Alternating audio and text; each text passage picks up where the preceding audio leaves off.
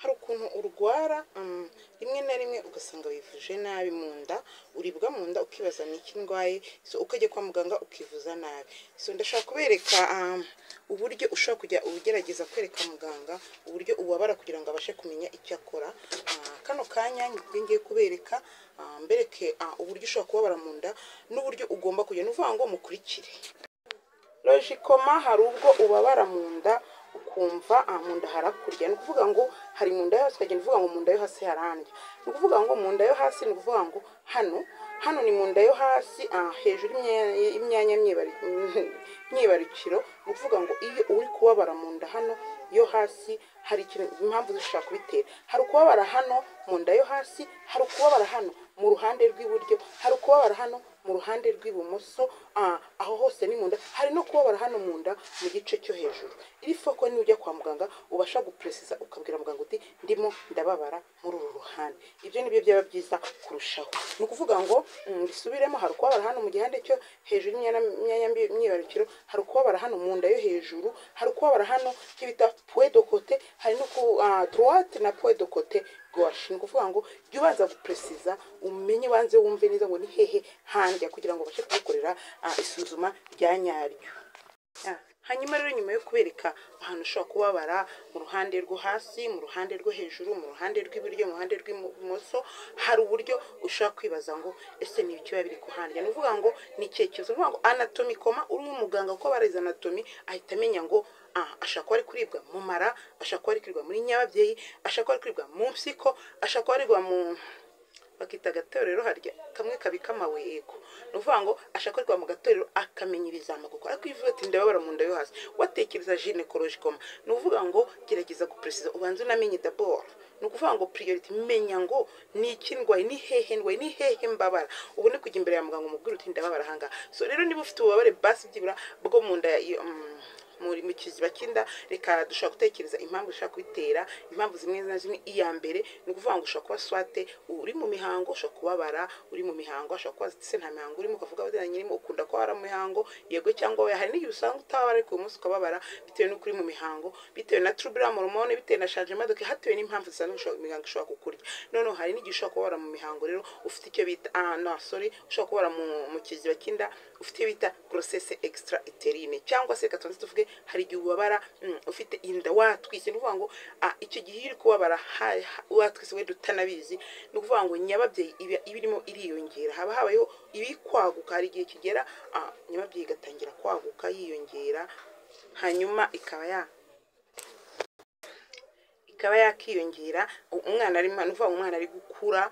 Ni ukuvuga ngo ibice iyo hamaje kubaho nyuma yo kwirema habaho gukura k'umwana agatangira kwiyongera ibiro, kwaguka. Icyo gihe nabwo hari ubwo nyababyeyi rero kubara ko kwa kundi ba yegeranye ibiri kwiyegura k'umwana, harimo umuntu uri mu rugo uratuma igenda isa nk'ibabarone, kwa kundi nyine umuntu atangira kwiyongera. Murabizi ko mu gihembwe cya mbere umubyeyi utamenya gupfa kumenya ko atwite akenshi, ariko iyi igeze mu mezi 3 4 ushobora kuba ufitemo umwana. Ni ukuvuga ngo nabwo hari igihe uribwa mu kiziba kimwe. Ikindi cya gatatu ushobora ufite infection yo mu nkondo y'umura. Reka duhere mu nkondo y'umura, ushobora gufite ama infection, ushobora gufitemo nk'imitezi n'urugero, ushobora gufitemo zamburugu, ibintu nk'ibyo ngibyo by'ama infection STI.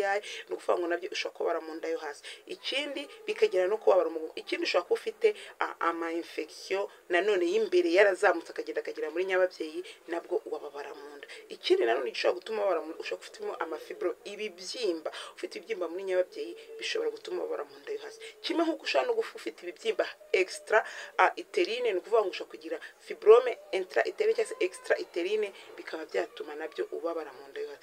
Ikindi ushobora kuba ufite ama infection nakivuze. Ikindi ushobora kuba imiyoborantanga cyangwa se amatrompe yawe abyimbye bitewe n'uko wenda harimo ama infection, cyangwa se yarazibye, cyangwa se afite uburwayi utamenya impamvu yabwo, ushobora gutuma urwara ni ukuvuga ngo nabwo urababara mu nda yo hasi. Ikindi noneho ushobora kuba ufite icyo bita grossesse extra uterine, ni ukuvuga ngo iyo grossesse extra uterine ishobora kugutera kubabara, kuko iyo grossesse ni grossesse idashobora gukura, ntabwo ishobora gukura, ntabwo umwana ashobora gukurira mu miyobora, ntabwo umwana hari aho yagenewe gukura muri nyababyeyi, hari icyari nyabageragenda igakora icyari nka cya kindi cy'inyoni reka tuvuge icyari nk'ikinyoni ngo iragenda igacukura ahantu muri nyababyeyi, ariko ntabwo ishyiramo bya byatsi nyine, ariko iragenda igakora icyari gituma wa mwana azakurira. Ntabwo uri mu miyobora, ntabwo umwana ashobora, ntibibaho, nta nubwo bamuzana ngo bamushyiremo hariya. Iyo grossesse ntabwo ibaho, irere itera uburibwe bukabije. So ushaka kwipima ugasanga uratwite ukagira ngo uratwite kandi normal, iyo ukomeje kuri gomba kujya kwa muganga bakareba niba iyo nda yawe ndibura yashize ukwezi, niba ari inda ibaho. Hari n'inda y'urubura, noneho bimwe mwita ngo ni inda y'urubura, siko mubyita yo, ni ukuvuga ngo iyo nda nayo ntabwo ishobora kugutera rero kubabara mu nda yo hasi. Ni ukuvuga ngo ibyo bintu bishobora gutera kubabara mu nda yo hasi. Ushobora no kubona no ufite ibibyimba mu nda yo hasi, soit exterior y'inda yo hasi, ukaba byagutera kubabara mu nda. Noneho rero twabonye ko ushaka kubabara mu ruhande rw'iburyo hano, ni ukuvuga ngo hasi, ariko ni ukuvuga ngo utapoye de côté, il faut ko iyo ubwiye muganga ko ahita agaruka muri anatomy akibuka akavuga ati swate ashobora kuba hariyo, ni ukuvuga ngo ahita amenya ngo mu ruhande rw'epfo habayo impyiko. Ibyo bintu umuntu aba yarabyize, witwa muganga wese aramenya ngo hari impyiko, harimo agatorero, turavuga mu kinyarwanda agatorero, kariya kajyamo amabuye, agatorero kariya kajyamo imyanda, amabuye n'ibyo byose, gashobora kuba karuzuye bigatuma mu nda hakurya. Ushobora kuba ufite ikibazo cyo mu mpyiko ushaka ufite ikibazo cyo mu mpyiko, ukababara mu nda mu ruhande rw'iburyo cyangwa se rw'ibumoso. Impyiko z'umuntu ni ebyiri, mu gihe ufite impyiko ebyiri, ni ukuvuga ngo ushobora kubabarira mu ruhande rw'iburyo cyangwa rw'ibumoso. Icyo gihe ho ushobora no kuvuga uti, ashobora no kubaza ati ese unyara inkari zimeze gute? Niyo mpamvu hagati aho ngaho prevention ya mbere, mujye munywa amazi, mwige kunywa amazi my friend. Iyo bavuze kunywa amazi ntabwo ari kuyanywera inyota, yanywe byibura umuntu muzima agomba kunywa litiro 2.5. Tugendeye ku biro, umuntu kuri ibiro 30 umuntu aba agomba kunywa litiro ku munsi. Rero impyiko zawe ushobora kuzirinda kutarwara unywa amazi menshi. Tugerageze kunywa amazi menshi, birashoboka. So ikindi rero, ushobora kuba ubabara muri urwo ruhande rw'iburyo rw'ibumoso. None ushaka ukaba ufite ibibazo by'impyiko, ibibazo by'ibyo byako gatorero. None ushaka no kuba ufite ubabara mu ruhande rwo hepfo, ariko hejuru hagati, donc mu mukondo. Ni ukuvuga ngo ushaka ufite ibibazo by'amamibe, by'inzoka, cyangwa se by'amaraso yizinze, cyangwa se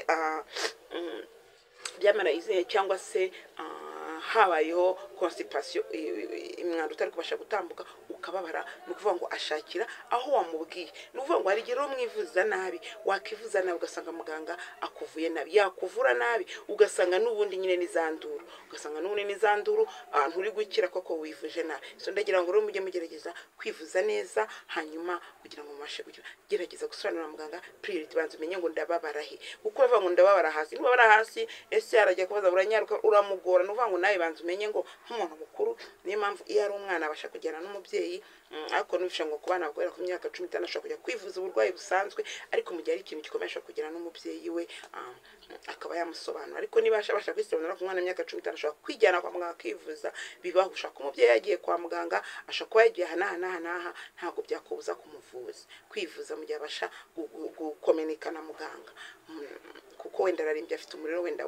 So rero nagira ngo mbasobanurire ibintu bitandukanye bishobora kugutera kuribwa mu nda yo hasi, soit iburyo, soit ibumoso, soit hasi, soit mo hagati. Ushobora kuba ufite inzoka, ushobora kuba ufite wagize occlusion intestinale, wagize ibintu donc hari ibintu byinshi bishobora kubitera. Muganga arashakira aho wamubwiye.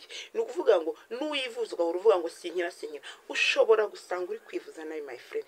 Iga kwivuza neza nk'umuntu mukuru, ubashe gupreza, umwereke, haguruka, mwereke uti dore aho mbabara ngaha, uhakanda ati nawe anatomiko marahita agenda yinjire muri anatomy yiwe yize, yinjire muri bwa bumenyi bwiwe, abashe kumenya ngo wa muntu arababara he.